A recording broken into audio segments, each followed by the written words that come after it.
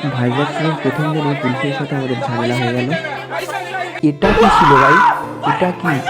এটা কিন্তু আমার ভাই প্রথমবার দেখলাম। Hello guys, welcome back to my channel. আমি আকাশ, তোমরা আছো the sky blogging YouTube channel. কি বাঙালি, ভালো তো আছো? আমি পশ্চিমবঙ্গে, আশা করি তোমরা সকলেই ভালো আছো, আমিও ভালো আছি। আজকের একটা নতুন ভিডিওতে তোমাদের সকলকে স্বাগতম। ভিডিও টাইটেল এবং থাম্বনেল দেখে অটোমেটিক তোমরা বুঝতে পেরে গেছো আজকে আমি কোথায় যাব। আজকে আমি যাব বিশাখাপত্তনম বা ভাইজ্যাক। তো চলো ভিডিওটা তোমরা দেখতে থাকো। এখন আমি আছি খড়গপুর স্টেশন। এই খড়গপুর স্টেশনে কিন্তু আজকে রাতেই ট্রেন ধরে কিন্তু আমরা ভাইজ্যাকের উদ্দেশ্যে বেরিয়ে যাব। আর তোমাদের একটা কথা বলে রাখি, তোমরা ভিডিও দেখছো অথচ চ্যানেলটাকে সাবস্ক্রাইব করছো না।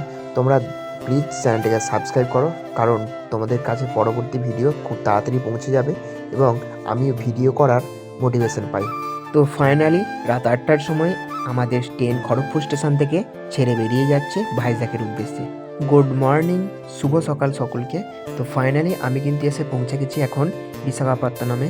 তো এখান থেকে আমি যাব প্রথম দাদার রুমে। তো তারপরে রুম থেকে কিন্তু আমি বেরিয়ে পড়লাম ইয়ারাটা বিচে যাওয়ার জন্য।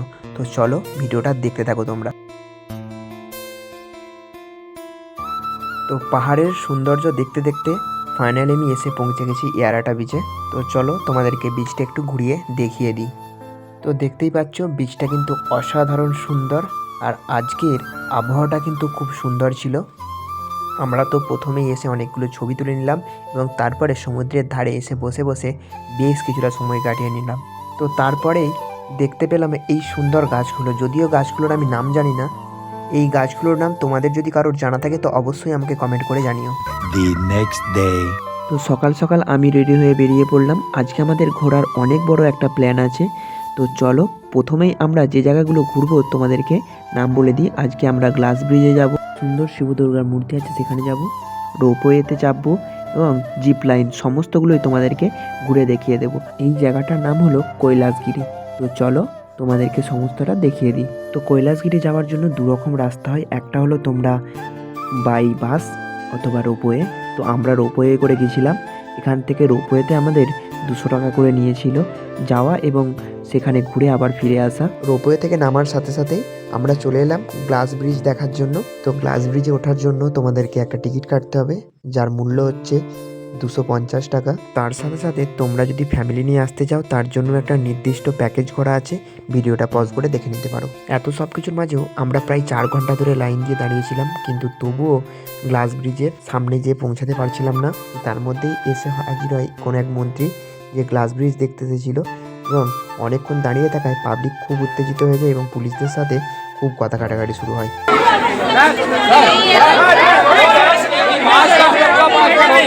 तो पैसा रिटर्न पैसा क्यों रिटर्न और वाला ऑलरेडी वेटिंग है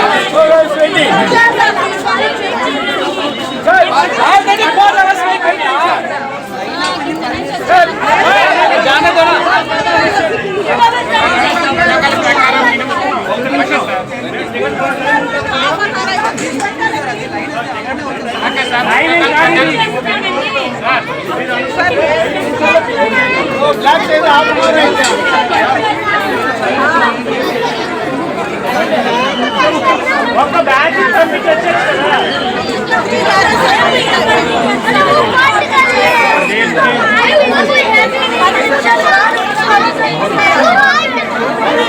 তো গ্লাস ব্রিজে ওঠার জন্য তোমাদেরকে অবশ্যই মোজা অথবা টিস্যুর মোজা অবশ্যই পরতে হবে। ওখানে টিস্যুর মোজা দেয়, তুমি যদি মোজা পরে যাও তাতেও অসুবিধা নেই।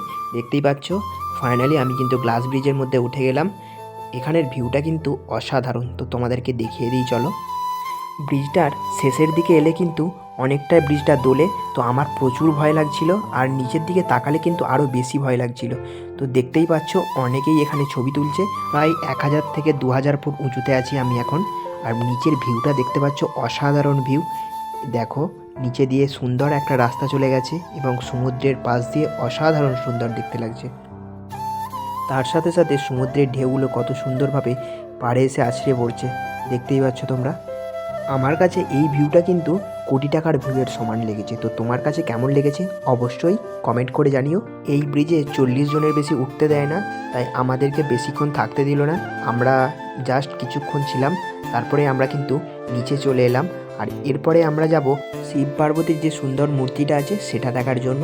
তো চলো তো দেখতেই পাচ্ছ আমি চলে এসেছি, অসাধারণ সুন্দর এই মূর্তিটা। তোমাদেরকে আমি এই মূর্তিটার কথাই বলছিলাম। এই মূর্তিটার নামেই কিন্তু এই জায়গাটার নাম কৈলাসগিরি হয়েছে। মহাদেব যেহেতু কৈলাসে বাস করেন, তাই এই পর্বতটার নাম কিন্তু তার জন্যই কৈলাসগিরি করা হয়েছে। এই পর্বতটাও কিন্তু এই ভাইজ্যাগের সব থেকে উঁচু পর্বত। ঠিক তার পাশেই আছে একটা সুন্দর সেলফি স্পট, দেখতেই পাচ্ছ লাভার্স পয়েন্টের মতো। তো তারপরে আমরা চলে এলাম জিপ লাইন দেখার জন্য। দেখতেই পাচ্ছ আমি প্রথমবার এই জিপ লাইন দেখলাম, অসাধারণ লাগলো জিপ লাইনটা। আমরা গেমে, অনেক রকম গেমে কিন্তু এই জিপ লাইন দেখে থাকি, কিন্তু রিয়েল লাইফে প্রথমবার দেখলাম। এটাকে কি বলে আমি যদিও জানি না, তবুও আমার কিন্তু এই জিনিসটাও বেশ সুন্দর লাগলো। তো তারপরেই আমি কিছু সুন্দর সুন্দর ভাস্কর্য দেখার জন্য চলে গেলাম। দেখতেই পাচ্ছ এখানে কিন্তু বেশ সুন্দর সুন্দর ভাস্কর্য বানানো হয়েছে। এগুলো কিন্তু বেশ সুন্দর এবং ইতিহাস বহন করে। দেখতেই পাচ্ছ খুব সুন্দর সুন্দর মূর্তি এখানে কিন্তু পাথর কেটে বানানো হয়েছে।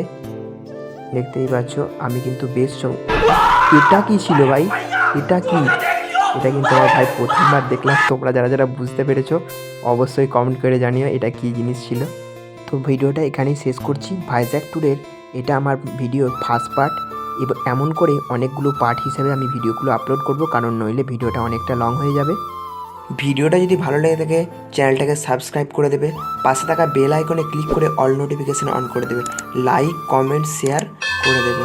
ভিডিওটা শেষ পর্যন্ত দেখার জন্য অসংখ্য অসংখ্য ধন্যবাদ।